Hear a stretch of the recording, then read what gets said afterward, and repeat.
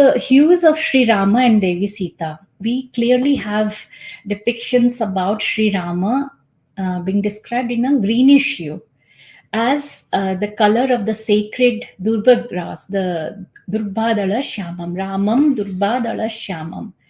Or in Odia, we call as Durbadala Rama Sarira, like the Durba grass or the sacred Durba grass. So in Odisha, all over, you will see anytime Rama is depicted in art, in craft, even in theater, in anything, a greenish hue is used for depicting Sri Rama. And in many places, even like in certain places, Rama and Lakshmana are depicted with mustaches and beards, mainly because when they crossed Odisha, it was their Vanavasa time. So during as a Vanavasi, their look and their toiletry was different than Raja Rama in Ayodhya. So these little nuances you might see in certain traditional arts and crafts and theater crafts from Odisha. Similarly, Devi Sita is always described as the hue of the golden blossoms of the Indian hemp plant. That is the Shana Puspa.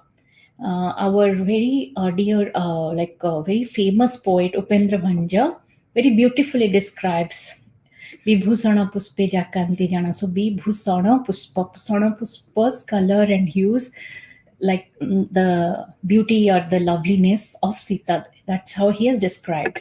Now that is in accordance with the temple where Sri Raghunath Ji is worshipped in Nayagada. Nayagada is a place where there is a place called Odoga.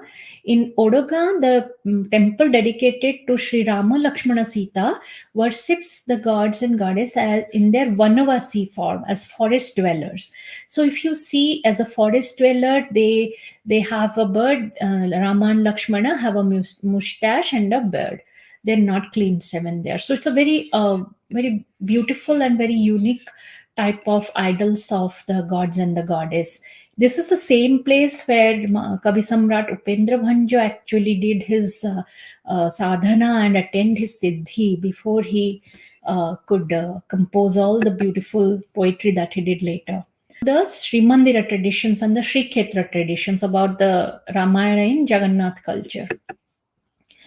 In the different besa attires of the deities of Sri Jagannath, Balabhadra, Subhadra, there is something called as the Rajya Abhiseka Besa or the Pushyabhiseka Purnima, where they are adorned. Like one of the times they're adorned with Sunna Besa, with golden attire. There are other times where they're also adorned with golden attire.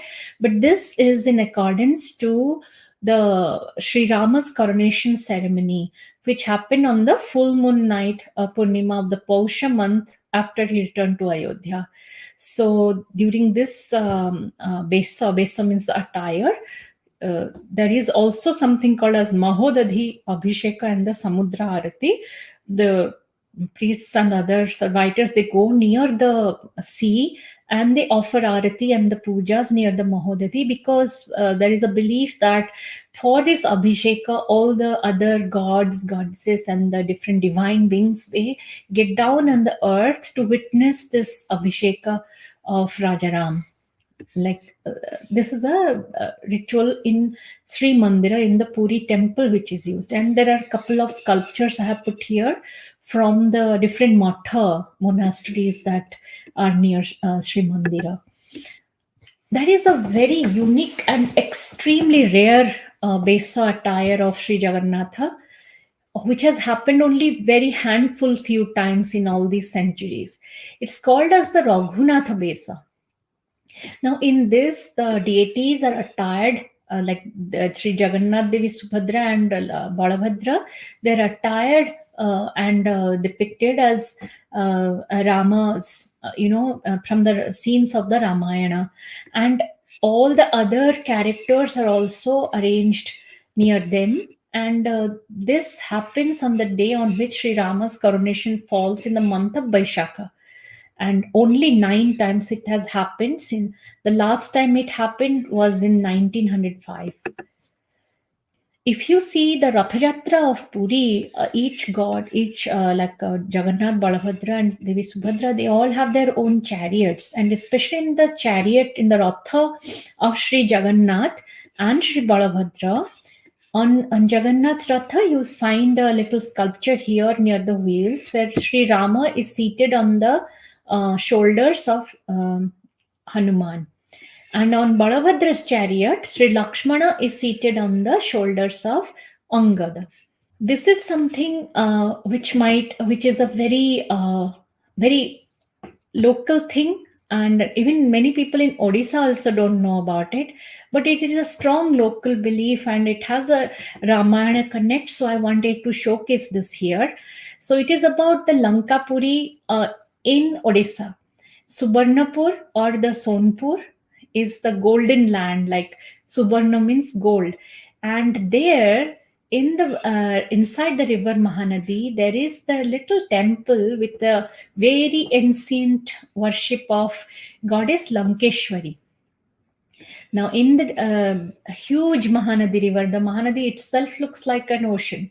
And in that, there is the Lankeshwari goddess who is worshipped since time immemorial by the locals.